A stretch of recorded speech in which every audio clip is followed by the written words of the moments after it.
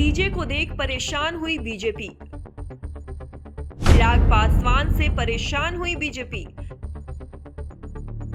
चिराग को 8 लोकसभा सीटों का दिया ऑफर। चिराग खुद को पीएम मोदी का हनुमान कहते हैं।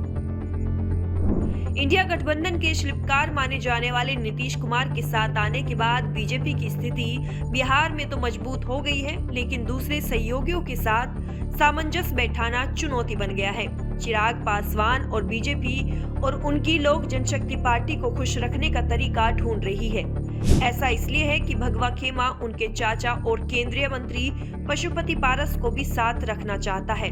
नीतीश कुमार की एनडीए में वापसी से पहले बिहार में चिराग पासवान बीजेपी के सबसे जरूरी सहयोगी थे।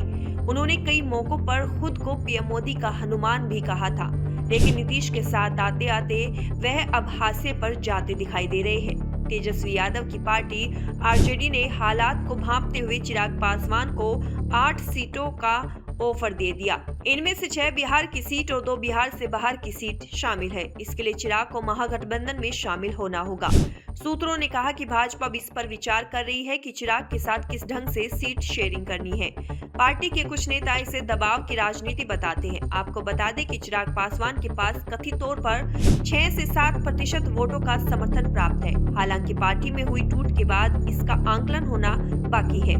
राजद के एक नेता ने कहा कि चिराग और तेजस्वी एक दूसरे का बहुत सम्मान करते हैं। हमारे पास हमेशा उनके लिए एक स्थायी प्रस्ताव रहा है, निर्णय उन्हें करना है। लालू प्रसाद और रामविलास पासवान के बीच बहुत अच्छे सियासी संबंध थे। चिराग के अतिरिक्त बीजेपी को उनके चाचा केंद्रीय मंत्री पशुपति कुमार पारस को भी संतुष्ट करना होगा।